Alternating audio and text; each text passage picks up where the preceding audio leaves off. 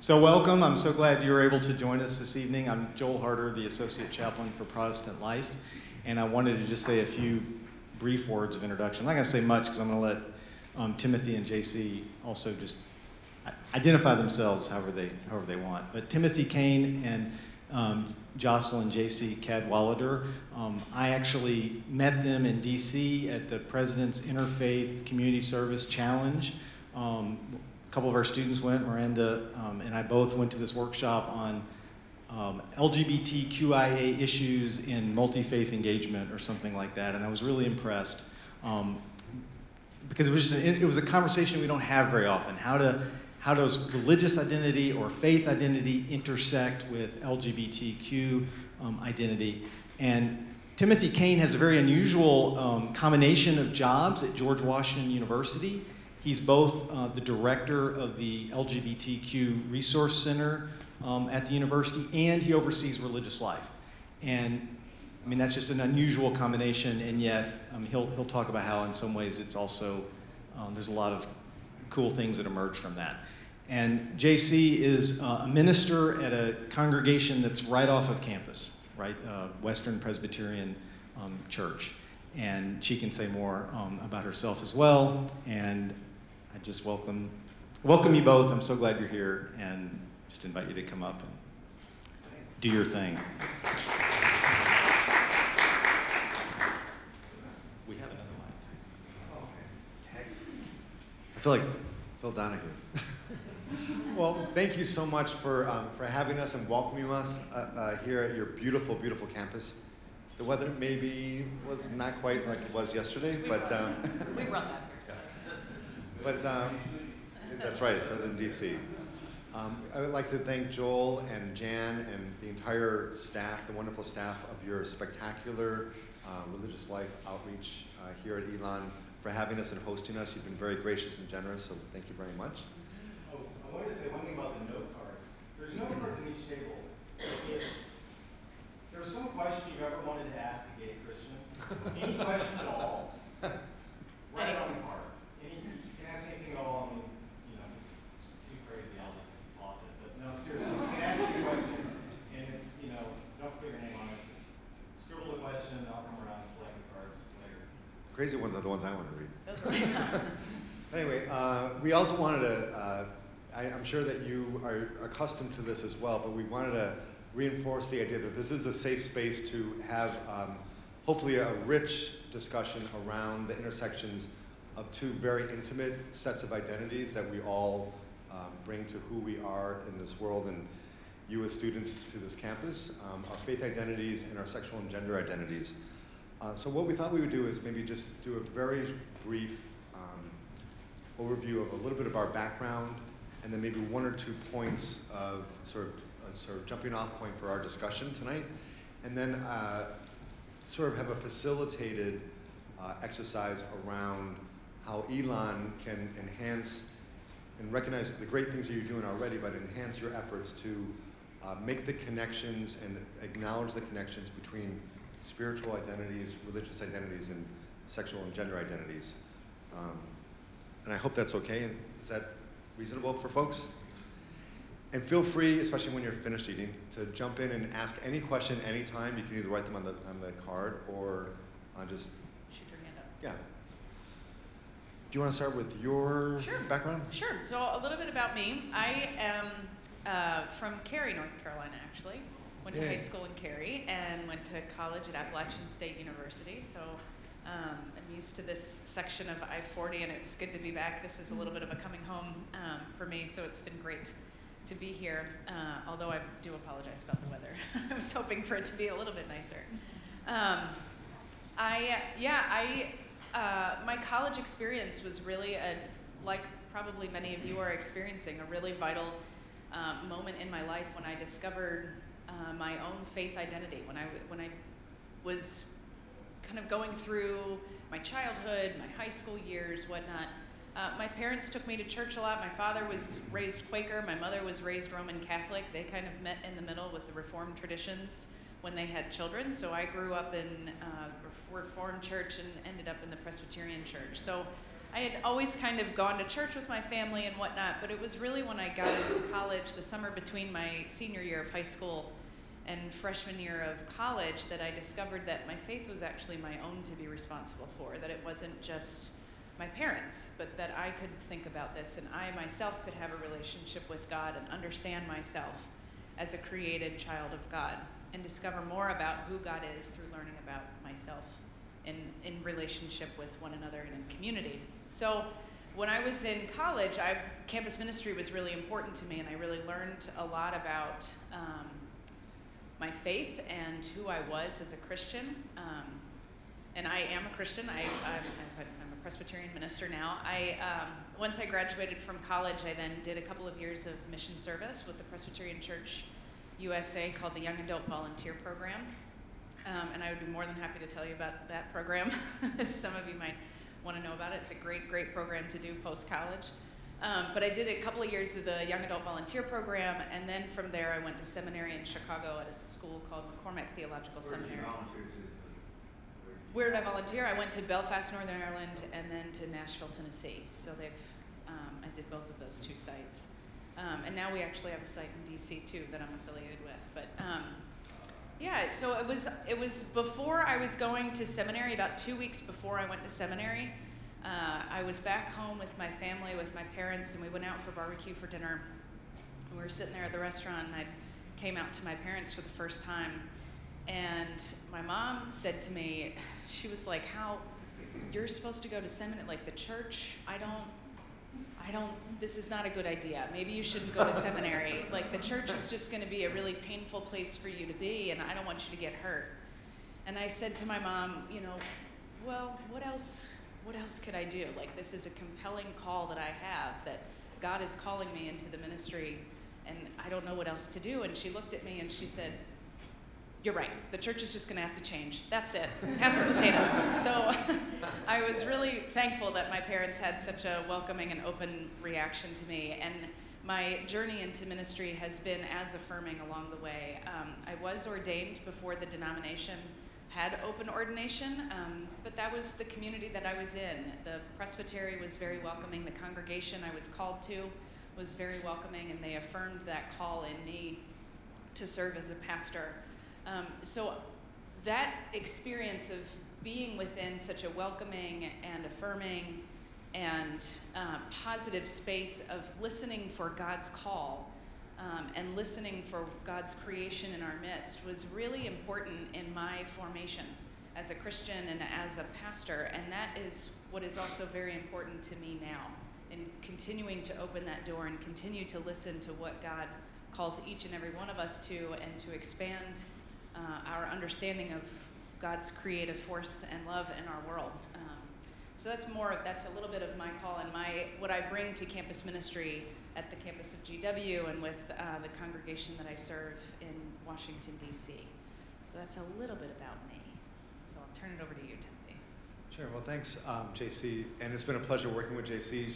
We actually host our Interfaith Baccalaureate every commencement weekend at Western Presbyterian. They have a spectacular sanctuary, a beautiful congregation, and we do a lot of work with them, which is awesome.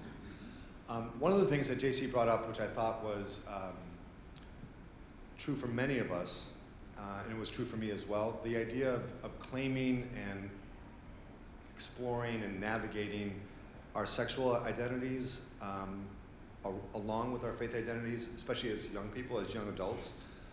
For me, I ended up having an interesting sort of coming out situation as well with my family.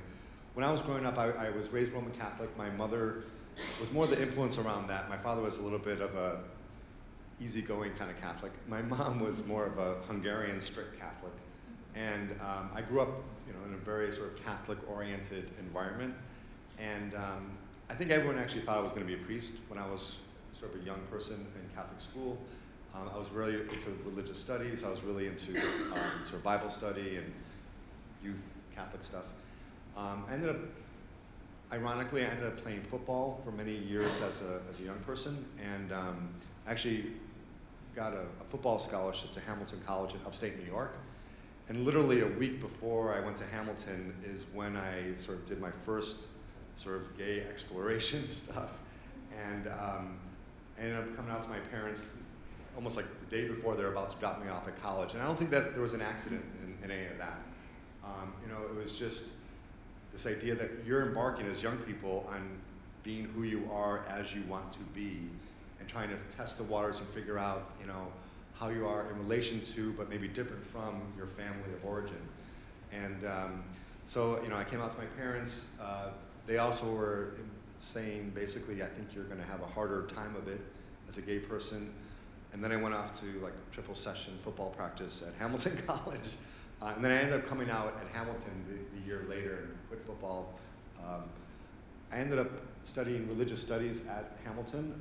I was a religion major, a philosophy minor. And then I ended up going to Harvard Divinity School for my first graduate degree in religious studies, and then Maryknoll School of Theology for my second master's in theology. And I think, you know, similar to JC, and probably similar to some of you here in this room, or many of you, for me, spirituality and study of religion and exploration of who my God was and what my relationship with God was just such an intimate, important part of my life that I couldn't imagine.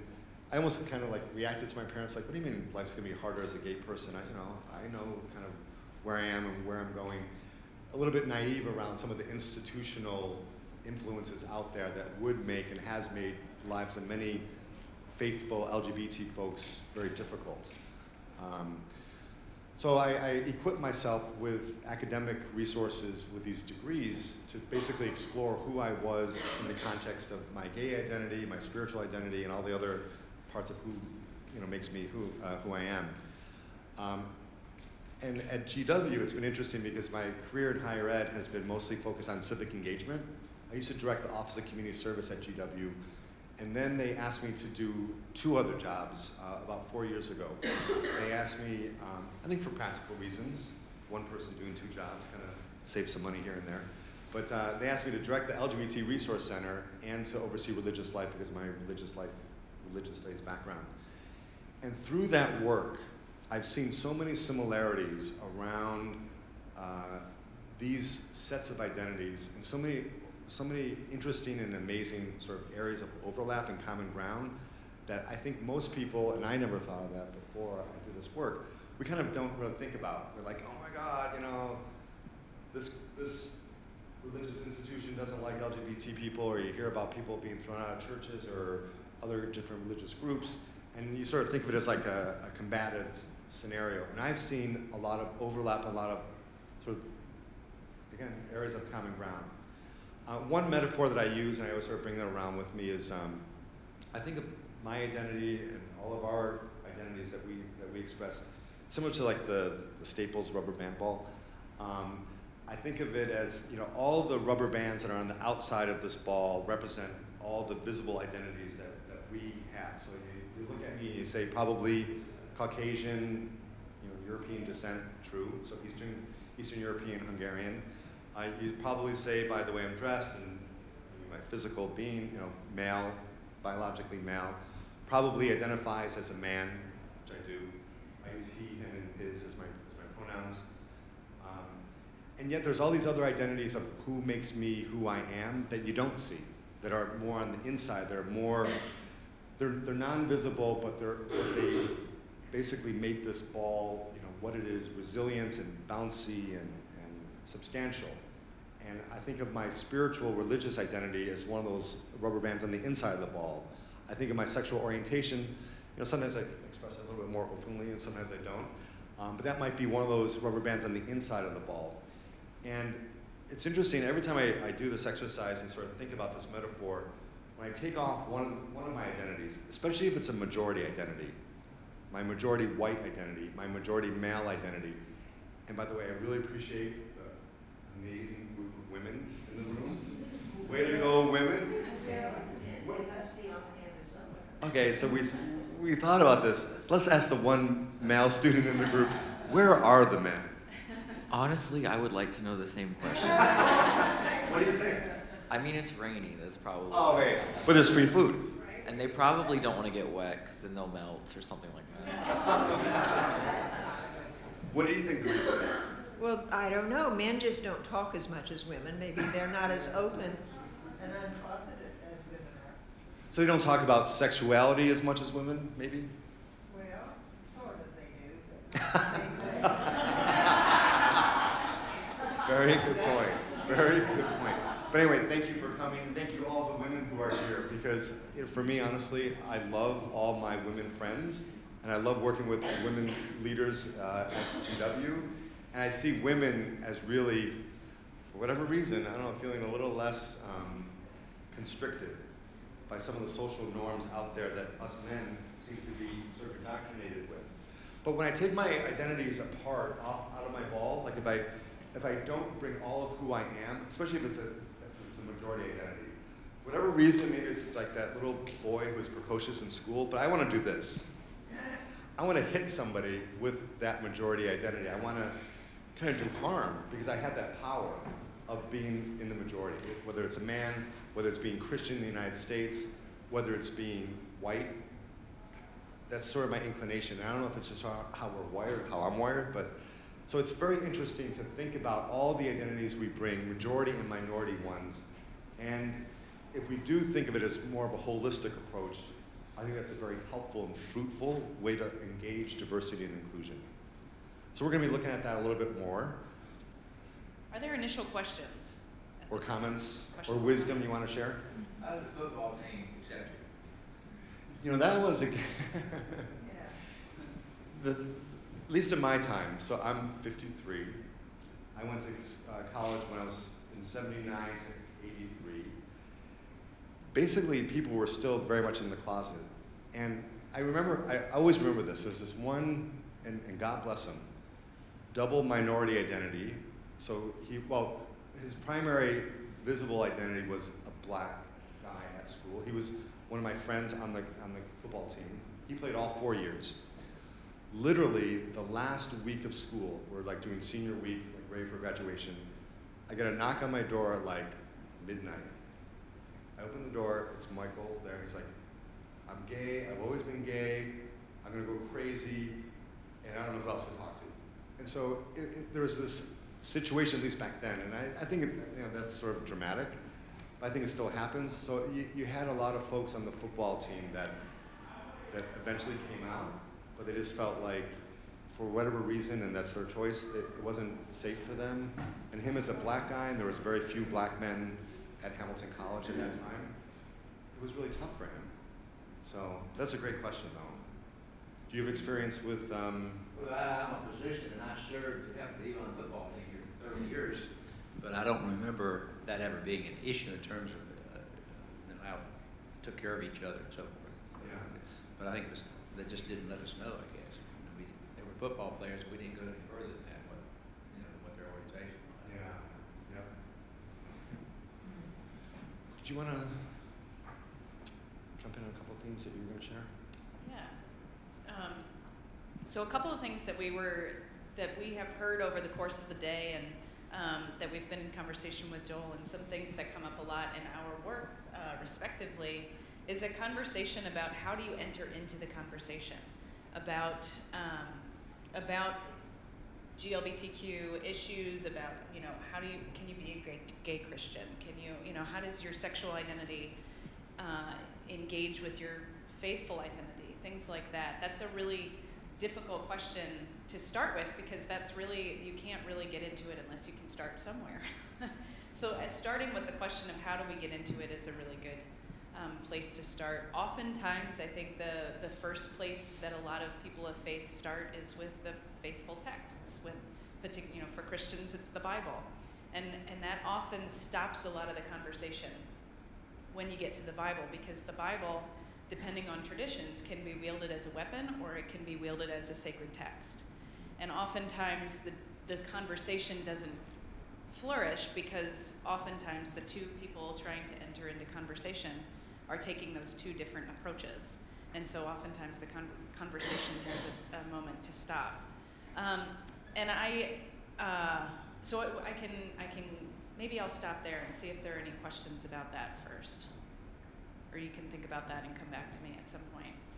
But, okay, so I'll keep going since I'm not seeing any.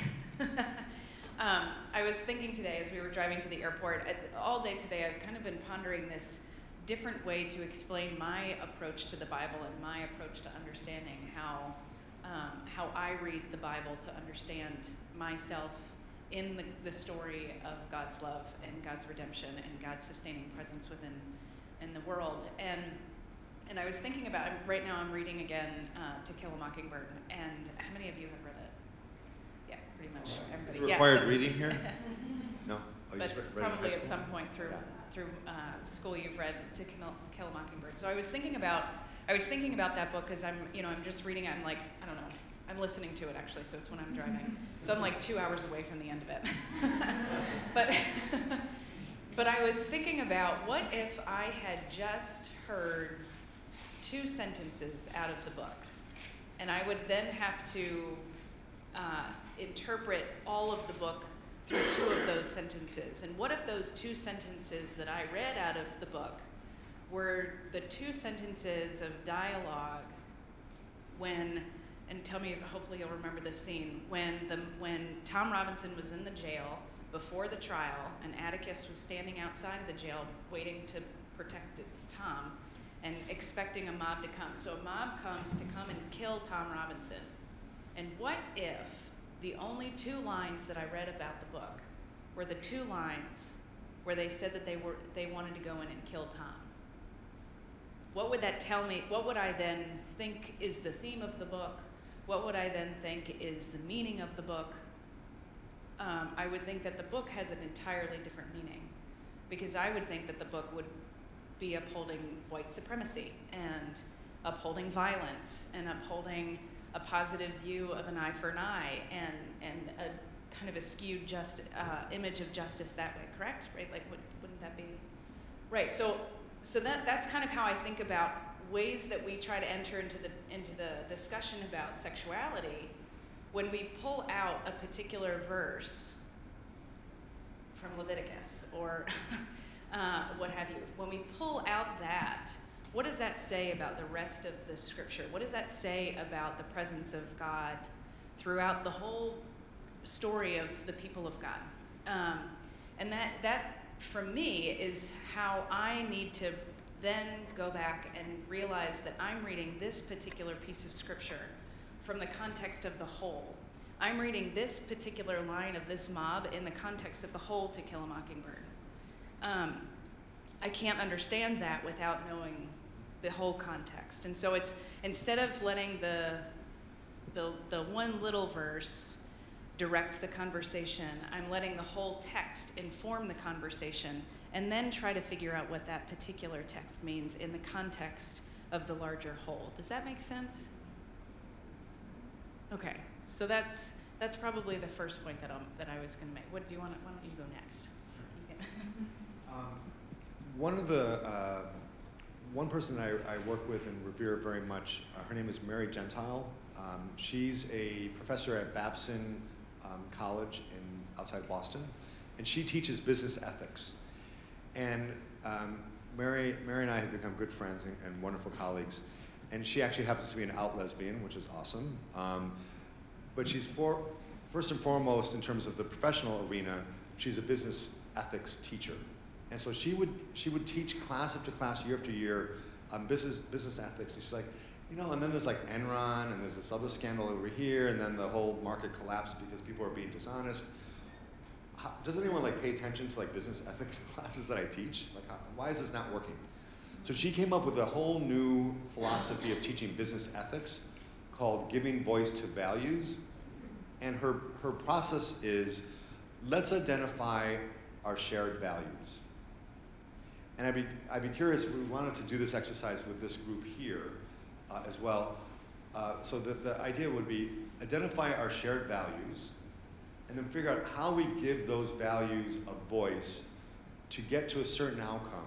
And my understanding is that, especially in the arena of religious life, but all throughout Elon, through your commitment to diversity and inclusion, LGBTIQ diversity and inclusion is an outcome, is a goal, is a place you want to be. And so the trick would be brainstorming and creatively thinking, how is it appropriate for you, where you are with your spiritual beliefs, with your background, within this context of Elon, how do you get from those shared beliefs and values over to the diversity and inclusion around LGBTIQ. So I thought we'd actually talk about that and brainstorm with you about your ideas about how to get from basically point A to that final goal.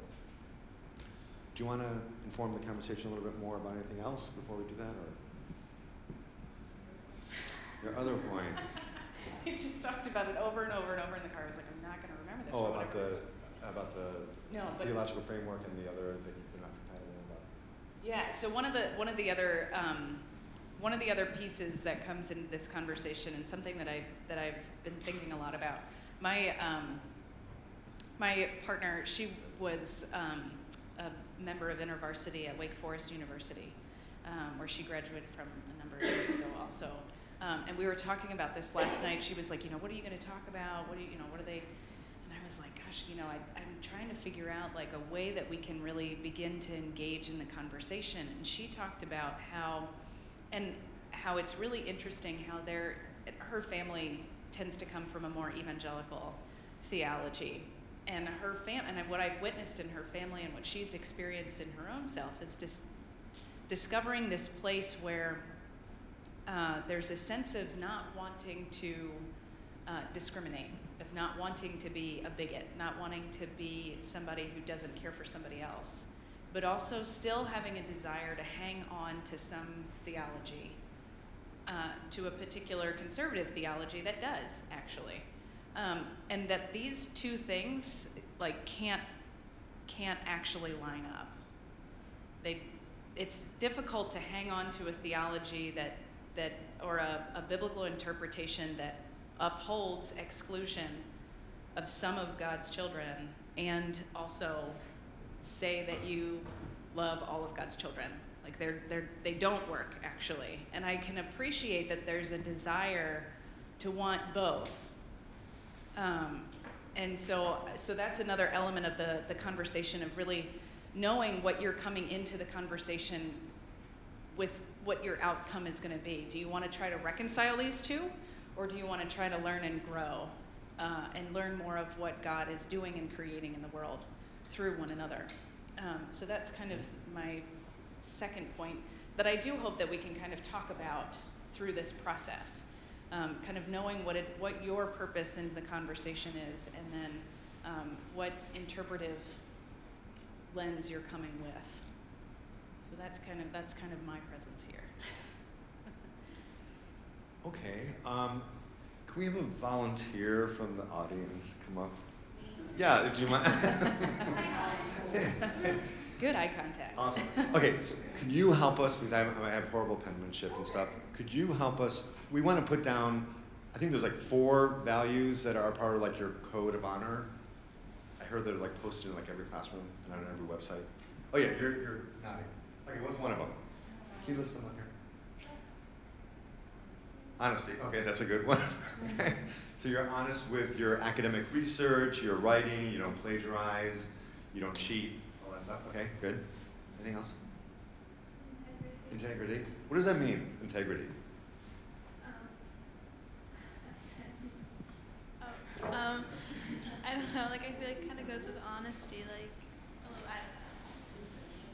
Integrity, basically you're grounded in who you are, you stand for what you believe in, people know you as someone that they can rely on, that your word is consistent with your deeds, that kind of thing? Okay, there's 2 more, I guess, right? Responsibility. Are you looking that up? That's awesome. She was honest. Yeah, technology. That's right. Responsibility. I think there's another one that begins with an R.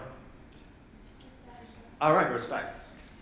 So these are the 4 guiding values of Elon via your honor code, and basically, are these sort of like the 4 guiding values around how you live and interact here on campus? Pretty much. Okay, so on this side of the book, what's your name? Emily. Hi, Emily. Hi. Nice to meet you. So what year are you in? I am a sophomore. All right, what's your major? Acting. Acting. Awesome. So you're so comfortable in the public forum? Yeah, this isn't bad. Okay. Are you familiar with Rotary's 4-way test? The what test? Rotary Club? Oh. Rotary Club 4-way No. test? What's that? You want to hear it? Yeah. Okay. Well, Rotary Club is based on business ethics and life ethics. So the first one, is it the truth? You want to put that? Truth. Is it the truth? Okay. Number one. Number two, is it fair to all concerned? Okay. Number three, will it build goodwill and better friendships? And number four, will it be beneficial to all concerned? That's the four-way test of Rotary. So any action So you've learned something. based on those four, Okay. those 3 and 4? Will it build goodwill and better friendships? That's number three. Goodwill, just put goodwill and friendship. And beneficial is the main word. Beneficial. Goodwill and friendship and beneficial to all So concerned. the last one is beneficial to all. Beneficial to all concerned. So basically, it helps to support the community, enhance quality of life Interesting to and see how relationships. they mesh there. That's it. They look like they mesh pretty closely, actually. All right, so we have these that are Elon specific. These are very similar. Truth, fair to all concerned, goodwill, friendship are promoted, and beneficial to the whole community. So what we wanted to do now is, can you put down here LGBTIQ diversity and inclusion? Just put that on the very bottom. So the idea is that these are your stated shared values, correct? Are people pretty much on board with? If you're on board with these values, raise your hand. Yeah? Okay, cool. So now, if we talk about LGBTQIA, can you describe what's the acronym? For LGBTQIA, so say all of them. Okay, I'll do my best. L. Lesbian, gay, Yeah. bisexual, Yeah. transgender, Yeah. queer. Queer, which is like this overarching term because we have so many terms. Yeah. Is I intersex? Intersex, which is the new word for hermaphrodite. So it's a mix of our biology, male and female biology in the same person. Yeah. And A is ally. Or asexual. Or asexual. Sometimes people have AA, ally and asexual. Yeah. Awesome. Sometimes questioning. Q sometimes questioning. TS, you know TS? Almost. Two-spirit. Two-spirit in the Native American tradition. It's a whole other idea of gender and sexuality and community role, the role of the person in the community. Okay, so if we have these as our values, and then we have that as our goal, diversity and inclusion of LGBTQIA, what we wanted to ask this group is, how do you think, very specifically, in the roles that you have as campus leaders and in religious life and in your classroom and with your roommates, how do you get from these things, where, especially around respect, how do you get from here to here? What specific actions, what specific things do you do on campus? What do you think about? When do you intervene? When do you take initiative to be proactive to celebrate LGBTQIA folks? What do you do here?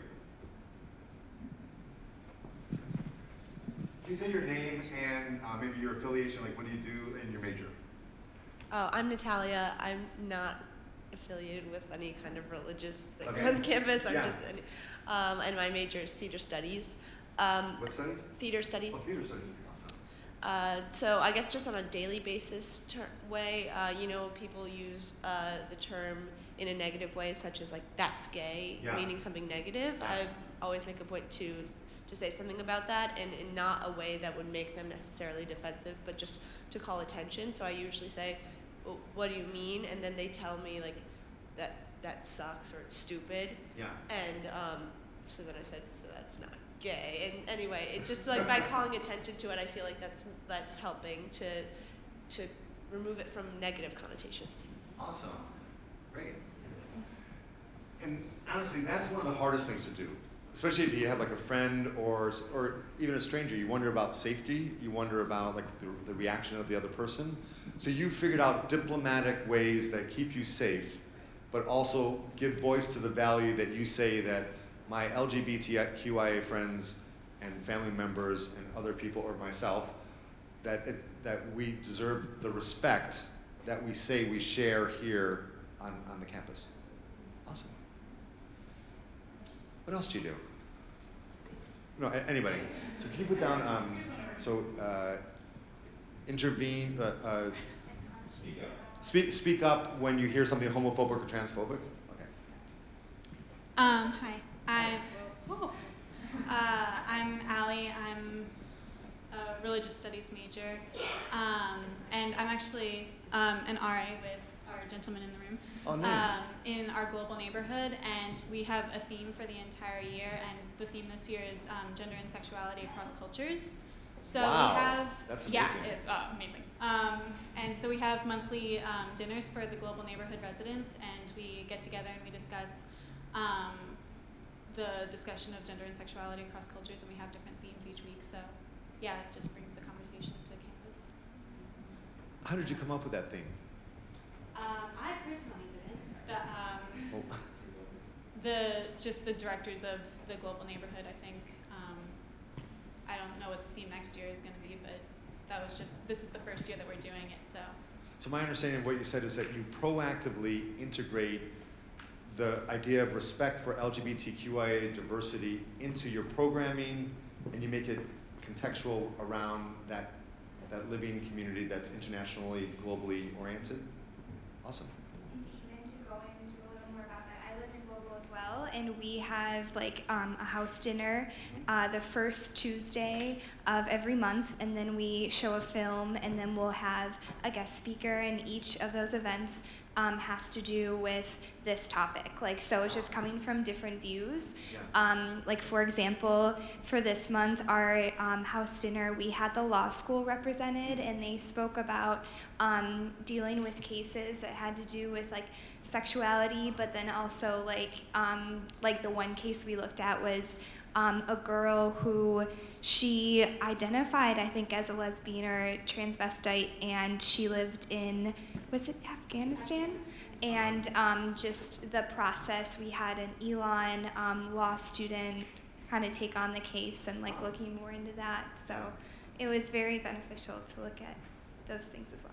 So would you say that's more a reactive or proactive approach that you took? Being at the dinner, or like the dinner. I think proactive. Sounds good.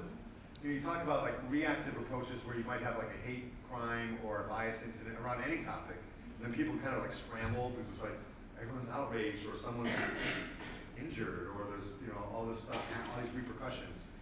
But then you have the proactive, amazing kind of outreach that you're doing, where you look at your values and you're saying, if that's really what we believe, if that's the kind of community we want to live in, what can we do to ensure that that happens so that when, or if there is a bias incident or a hate crime or something, that you have that foundation of community to rely on and turn to, and you can, sustain yourself, again, based on those values.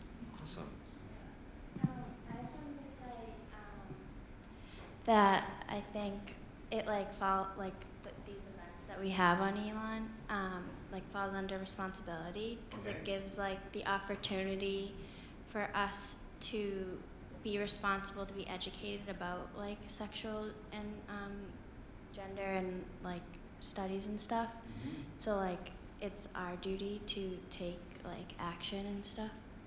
I just want Yeah. So self-education. Yeah. Awesome.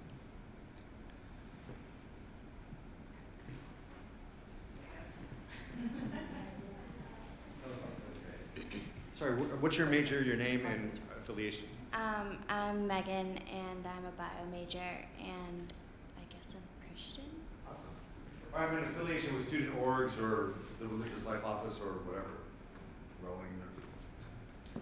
We're Carla and Stephanie from Human Resources. Hi. And for us, it's the law.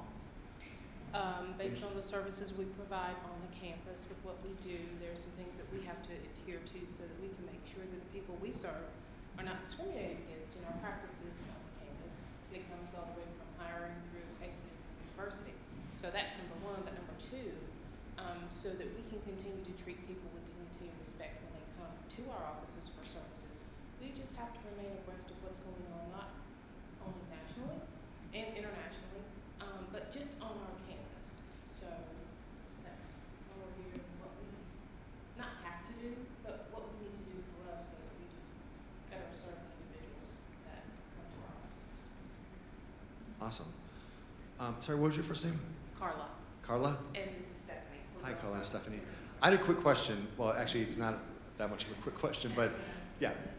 So I do a lot of work with the State Department and with the federal government because I'm based in DC, and we have that luxury of having access. Yes. I was invited recently to meet with, I thought it was going to be like a casual, like over coffee kind of thing, someone from the Equal Employment Opportunity Commission. EEOC. EEOC. Yes. And it's based right next to my house, actually.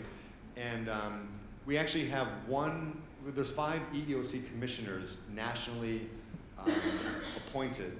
They're appointed by Obama, the president, and they're approved by Congress. One of them, Hy Feldblum, is, I love her overlapping identities. So she is a Orthodox Jewish married lesbian lawyer who's like this tall, and like the smartest person I've ever met, ever. So she was just confirmed for her second EEOC commissioner position.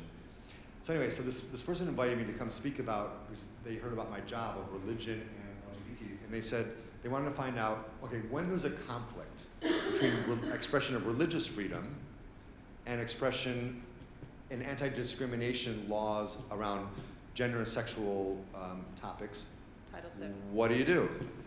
And it turned out to be me and like 7 of their lawyers talking for 2 hours, Wow. which was awesome. But I'm kind of curious, so when you here at Elon know the law around non-discrimination, is it North Carolina law you're talking about? It's federal law, Title VII. So federal law 1964 Civil Rights Act. and religious freedom and laws that protect that in terms of expression of that, how do you navigate that intersection? Well, it's tough. We have to, what we do is not necessarily black and white. I mean, there is the law. And we have to handle each case individually by looking at the nuances.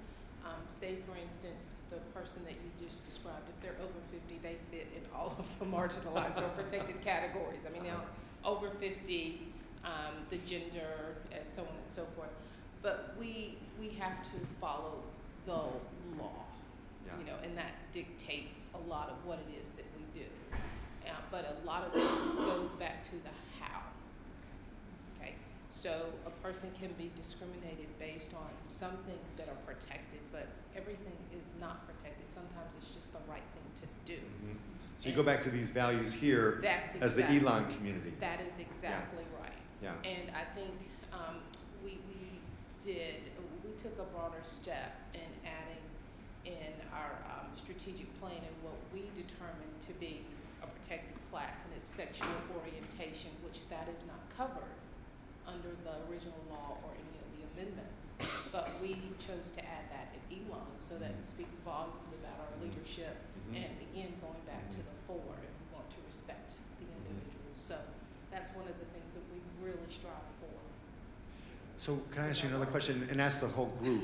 Sure. So what would happen if you have a conflict between Elon's policies and procedures based on these values and a specific religious tradition and history that might seem to or very clearly contradicts that, especially around LGBTQIA folks?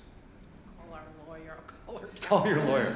Really, we would ask individuals really to find out what the best practices are, or has this happened, not necessarily here, but external to the university, and really try to make the decision that makes the most sense. And again, looking at not only does it break the law, sometimes that's such a low threshold. We want to look at the overall issue and peel back the layers to hopefully find out what the real issue is. And because we don't want to discriminate against anyone. Right. But we want to make sure that we're doing the right thing. Yeah. And so we go back to the fore. Isn't that amazing? We just want to make sure we're doing the right thing. I mean, boy, do I want to work with colleagues like that, and you're so fortunate to have folks that are thinking that way here. Honestly, that's incredible. This table has the highest age average here. As someone who's retired and doesn't expect to have to look for another job or go back to school. Are students or people applying anywhere nowadays having to split their sexual orientations, being identified in either of those as a student or a job nowadays? That's a really interesting question. I'm kind of curious for Elon, do you have a optional or mandatory question on your admissions?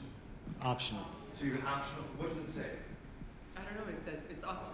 We just added, I think, some of it, we just added questions about gender, I think, to give you more than just 2 options and that allow you to identify sexual orientation, but it's entirely optional. And religious affiliation would also be optional. And for employment, there is a supplemental sheet that we strictly voluntary, that you can self-identify. The thing that's really interesting about that whole theme and topic, and GW is working on that as well, is that on the one hand, without data about how people identify around our multiple identities, then you can't figure out programming, you can't allocate resources, you can't, like, for example, I oversee religious life. We had previously one Zoroastrian student at GW.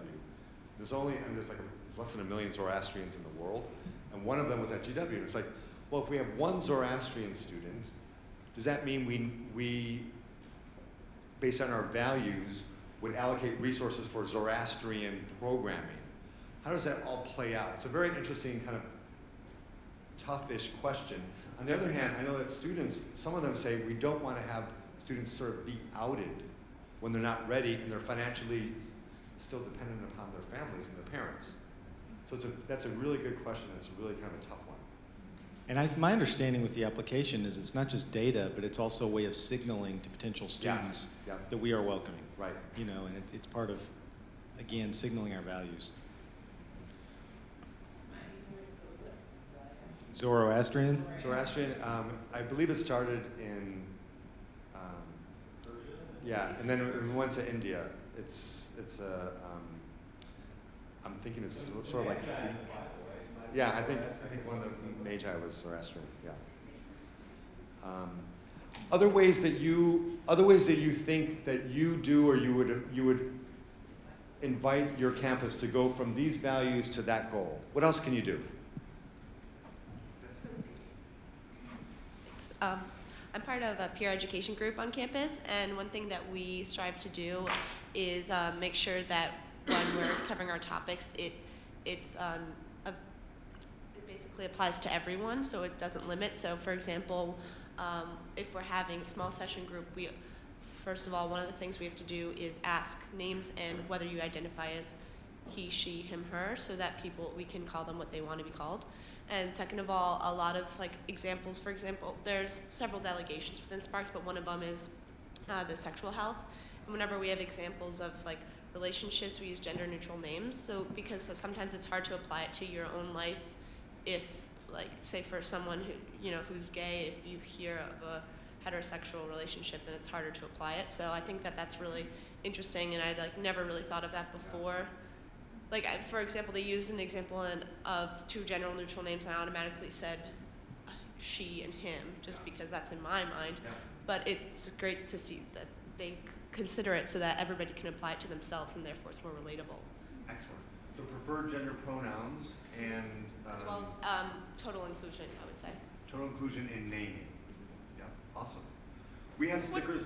I might want to ask a question back to you to find out what your experiences of the interactions between faith and sexuality have been. What kind of conversations do you get into?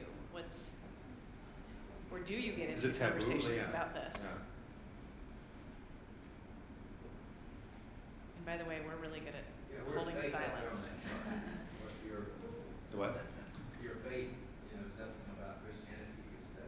This was supposed to be Christianity issue. Well, it could be any faith. I just happen to be a Christian, but yeah.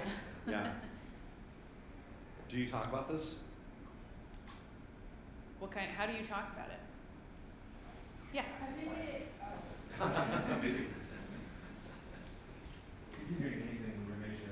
I'm Rachel. I'm a human service major. I'm a senior. And it came up my freshman year in my global class, and we had a gay guy in my class, and I am a straight Christian.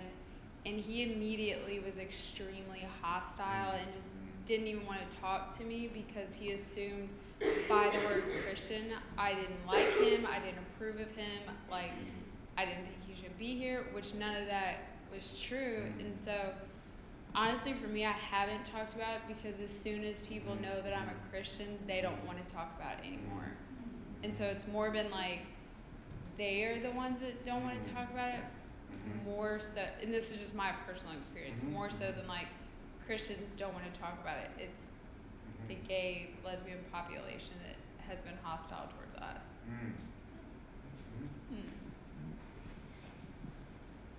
What else? Yeah, so we were talking about this a little bit earlier. The word, I think the image of a wound is really important when talking about gay, lesbian, LGBTQIA persons have been really wounded by the church, by a lot of Christians. And that's our responsibility as Christians to own that identity as having wounded. And that wound is, it's not a cut, it's not something that's just, like, oh, stick a Band-Aid on it, it'll be fine. But it's a wound that requires attention, it requires care. It's something that we have to make sure heals well, otherwise it can be reopened at any point. And that's a role that we as Christians need to pay attention to. And that it's not just accepting our guilt and walking away with it, but allowing our guilt to be with us and for us to own that, and then for us to move through it. Because particularly for Christians, our understanding of God's love is redemptive, and it's full of grace. And that means forgiveness, and it means forgiveness of our own guilt for what we have collectively as a people have done, and also to move forward and to work together to heal. And Timothy actually used this really great image. I heard him speaking about this at a different time, and maybe you could speak a little bit more about inviting in. Yeah. As I said, I do a lot of consulting with the Department of State, and they've sent me to different countries to talk about LGBTIQ diversity and inclusion. So I went to Bermuda, which, has anyone been to Bermuda? Talk about sticker shock. I was like, oh my God, everything's so expensive here. But it's a beautiful place, but they also are relatively in the same category as someplace like Jamaica around LGBTIQ topics. They've had a lot of struggles with it. And one of my co-presenters gave me a very insightful idea to think about majority-minority identity interface. So on the one hand, you were sort of the majority identity person in terms of the Christian, as I am a Christian, who have unmerited sort of privilege of being the majority, and often we have power that comes with that privilege that we might not wield or we might not even recognize. And then you have other folks who are in the minority groups that don't have access to that. And in this case, it was the gay guy in your class. So this person was saying, okay, like when you, we were joking about this when we saw this wonderful male-identified student here. We were like, okay, we can ask him to represent all men and talk about everything that every man would have to say about LGBT stuff. And we're like, let's tokenize him. Let's have him be the rep for all men. So when we do that, especially, I know that I've done that with good intention, especially with my friends who are people of color. I'm like, so tell me about being black. I want to learn and whatever. And have you heard? Yeah, it's like, what's up? How do you do the hair and all this different stuff that as a white person isn't my experience, and I might want to know. So the burden that we put on minority folks of minority identities, whether they're LGBTIQ, whether they're people of color, whether they're women, whoever it is, whether they're Muslims, by asking them to come out all the time and represent all of their people, all men in the room is represented by one person, that's unfair and it's burdensome. So this friend of mine, this colleague was saying, instead of putting the burden on the minority folks, why don't we do as JC recommended in terms of taking on the responsibility as a majority person And instead of demanding or expecting that minorities will come out to us and explain everything about who they are, why not we do our self-work based on our personal values, or maybe like these kind of values, and try to do everything in our power to be the person that they would invite into their lives. So that's a proactive approach where we can say, you know, hi, my name is Timothy. I use he, him, and his. That's a proactive approach to talk about my privilege, as we say, as a cisgender man, as a guy whose gender identity matches my biology and my assigned gender at birth. Versus this idea that we always demand that minority folks have to explain everything and teach us all about it.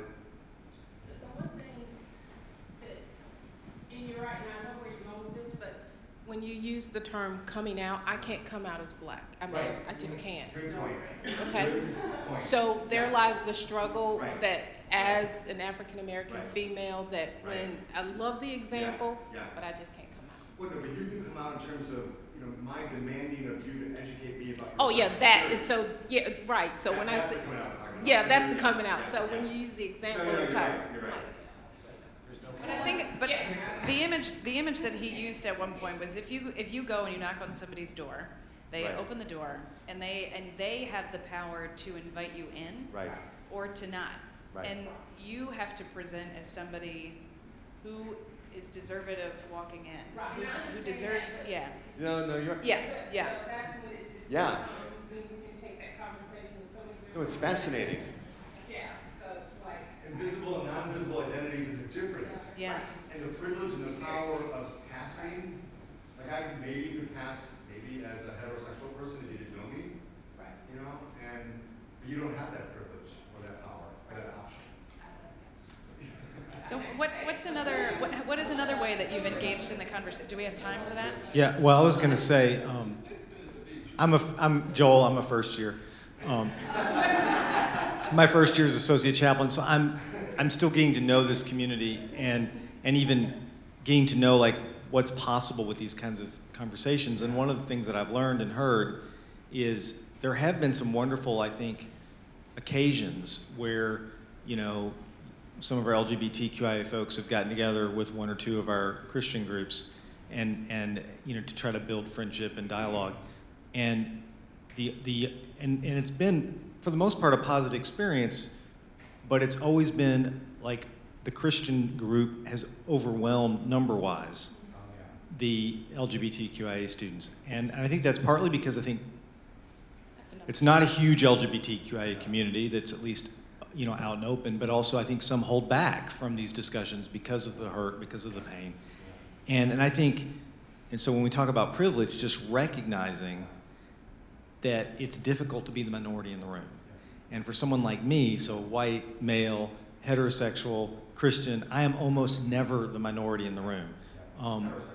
If I go to a Spectrum meeting, I suddenly become the minority in the meeting. Or if I walk into the Creed, I become the minority in the room. And that's tough. I mean, it is uncomfortable for me, and I will make mistakes, and I have made mistakes. But what I'm learning is that's okay. You know, that if your intentions are good, people figure that out. And if you're willing to apologize and show some humility, you can get through that. And actually, relationships can be stronger when you're willing to like live with that discomfort. So a best practice would be do your best with humility and with humility, maybe? Yeah, and just and humor. Humor is really good. I love humor. Yeah, humor. Can I say something a little humorous? We had time for one more question, though. What time do we have? Okay. Just to add a little quick humor. Sure. I was working with a sort of LGBT orientation or safe zone training, and this person described where he had two friends who were twins, identical twins, and one of them had come out to him as gay, but he thought the other one was gay as well. And he was talking to the other one. He's like, "So Joe, nice to see you. How you doing?" And then he goes, "So, you know, it's amazing you and your brother and whatever." And he goes, "So who came out first?" And then he was like, "Oh my God, you know, I haven't come out yet, but yeah, I'm gay and whatever." And he goes, "No, who came out of the womb of your mother first?" And so, you know, funny things happen. pretty regularly. Yeah. Yeah. You should have seen us in the car when we were driving back to the airport to switch cars. We were like laughing and joking. And that's the best approach. So what are some of the other conversations that you've had, or some of the other engagements that you've had around faith and sexuality? Or what are your questions? Did anybody write any questions on the cards? Well, I just want to say one thing because this is an opportunity. So I'm Jan Fuller, and I'm the chaplain, and I'm a fourth year so far. And one thing that I like to keep saying over and over and over is there's not one right way to do this. Right. So I'm a Christian, but there's not one right way to be a Christian. And so I'm a Christian in a different way than you are. And I want to say that over and over and over so that you, whoever you are, that you don't know me, won't lump me in with your worst nightmare of a Christian. Now, I might be your worst nightmare, but until you get to know me, you don't know that. So I just want to keep saying, and we want to keep demonstrating in that you can be a Christian and be a gay or lesbian person, or you could be a Christian and also decide that it's not right, and you're going to love this person, but you don't love what they're doing. And we've got all those kinds here, and we want all of those to learn from each other and to think together and be part of that conversation. So I want us to remember that there's a lot of ways to be a Christian, even if you're a Baptist Christian or an Episcopalian Christian. There's still a million ways, and those are good, and that makes us better. Absolutely. So, hello. Yeah. I also wanted to follow up on, sorry, what's your first name again? Human Services? Rachel?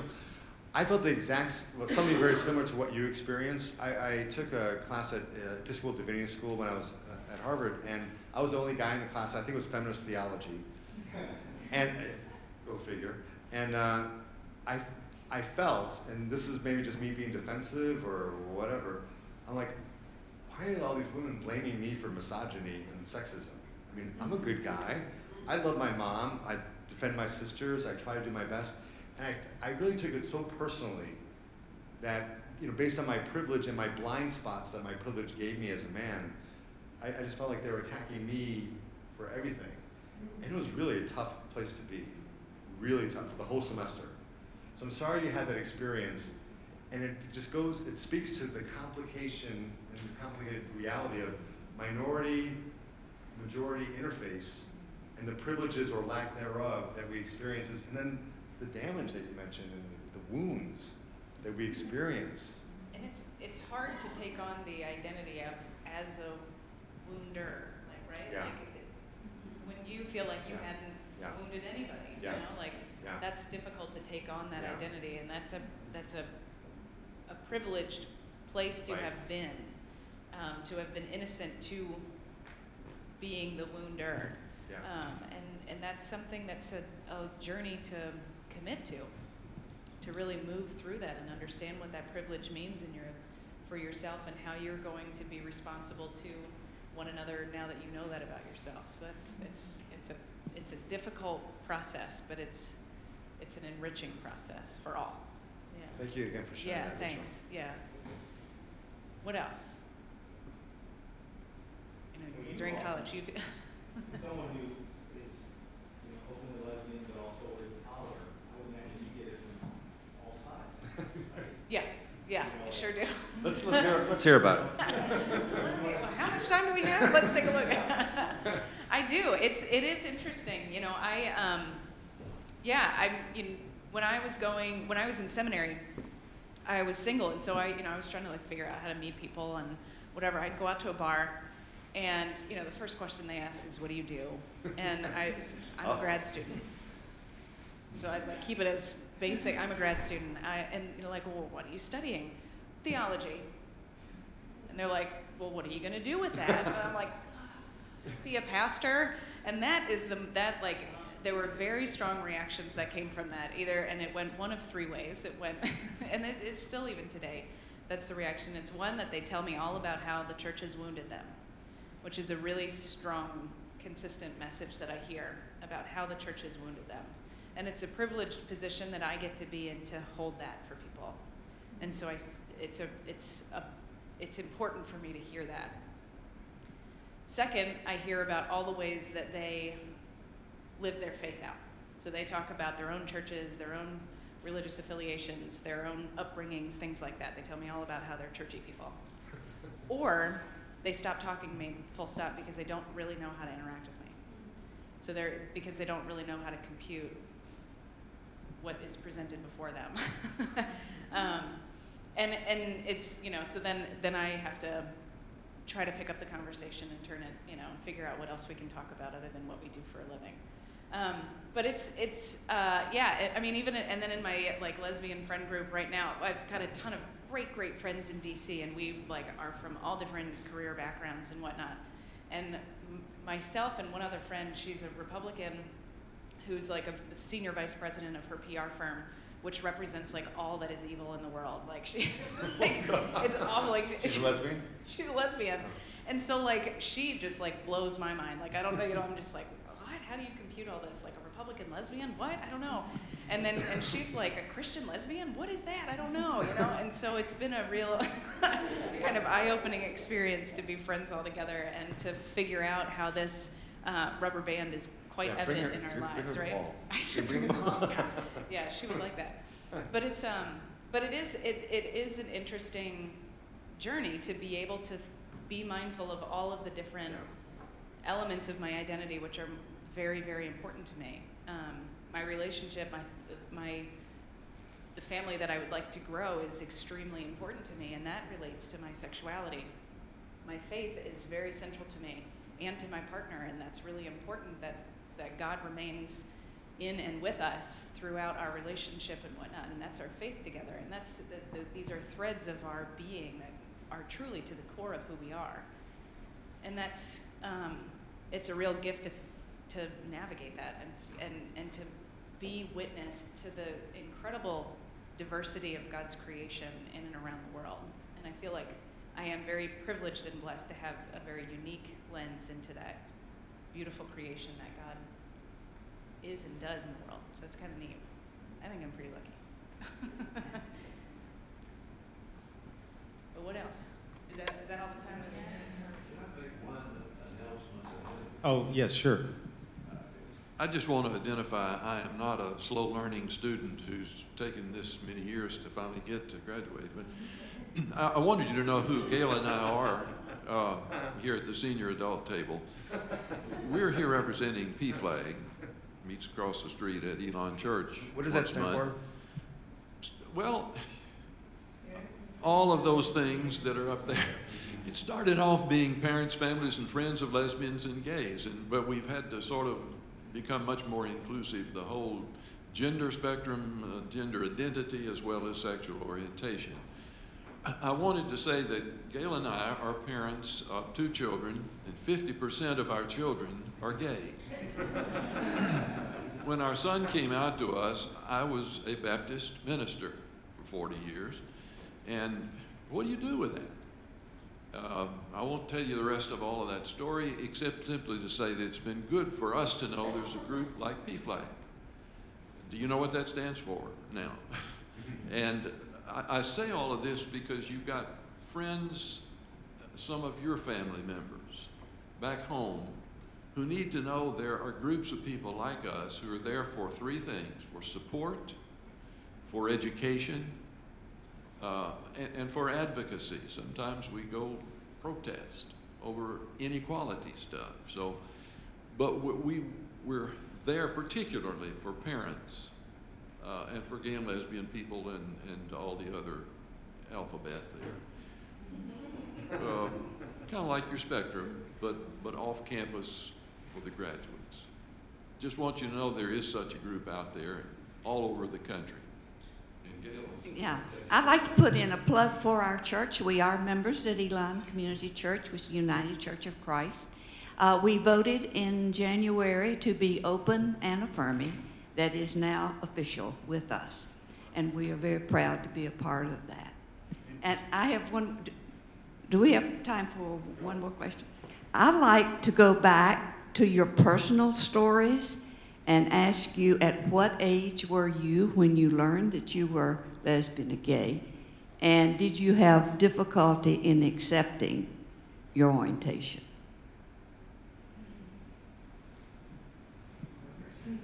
I think my first memory was one that I acknowledged my difference around being gay. I mean, I just, from literally day one. And I think, you know, unfortunately, the struggle that I went through, and it sounds like when I chat with friends that some people go through the same thing, and some of you in this room or some friends that you have here might be going through some of the same things, where, you know, our sexual identity or our gender identity is so foundational. It's so, for me, it was so in the core of my rubber band ball that, and as was my spirituality, that for me it was like a stake through my heart to feel rejected by, or anticipate feeling rejected by family, friends, and then ultimately God. I mean, that's really how it was spelled out to me when I wasn't sort of able to kind of navigate that load, that burden. My parents are, God rest their souls, they were so unbelievably amazing. I have two gay uncles, had two gay uncles. I'm one of 9 kids. They've been super incredible. And I remember recently, before my dad passed away, I remember he said, you know, I've never thought of you any differently ever from who you are and who I love. And you among all of us here in this family are just as important. And I mean, I just can't even imagine. I still don't comprehend how blessed I am because of that. So for me, it was difficult, but really a blessing. I came out when I was 24. That was kind of after I had graduated college was when I was like, oh, I was a little bit of a slow learner of coming to the conclusion, but as to why like nothing seemed to make sense for me for so long. I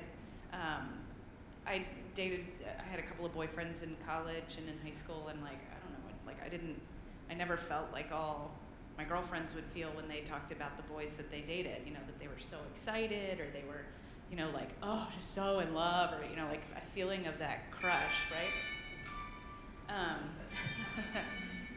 Like that. Oh, yeah. Yeah. Time for dessert. I never felt that. I never had that feeling of like a crush, right? Like that devastating feeling of a crush. Never felt that. Until I had a crush on a woman, and I acknowledged that it was a crush on a woman, that I was like, oh, okay, this is, okay. So then when I go back and I like look then at my path, I'm like, I really should have known long before. Like, I'm like going through my like kids book, or like photo albums from when I was a child. I was like, how did we miss that? Like, but and when I came out to my family, like for my sister, she was like, well, I guess I've always known. I don't know. And I was like, I really didn't. I'm just getting there. So I don't know. For me, it was never. I'm very thankful that I never felt a long, drawn-out experience of being in the closet. I'm not good at like hiding secrets or telling lies or holding anything in that I don't feel is true, and I would imagine that would have been an incredibly painful and difficult path for me, and I'm very thankful that that wasn't my path, that I never felt forced into the closet. And I don't know if that's just like I don't know why that is, but I'm grateful, and I don't question it. Ray, can we end with you describing the celebration you relatively recently had? Our son and his partner had been together for 21 years, waiting on the state of North Carolina to acknowledge reality and make marriage equality. So I got to do my son and his partner's wedding last November. And that was a first for me, needless to say, but a great experience. And thanks for asking. that's one of the joys of, like, one of the great privileges of being a pastor now. Like, our denomination does not recognize marriage equality yet as a denomination, but I haven't really paid close attention to that. So it's been a real joy to actually be able to participate in marriages, not just civil unions or not just, you know, acknowledgments of relationship, but to participate with couples wanting to enter into the covenant of marriage and to be with them in that place. It's a really exciting place to be. Mm-hmm. Well, thank you so much. It's been a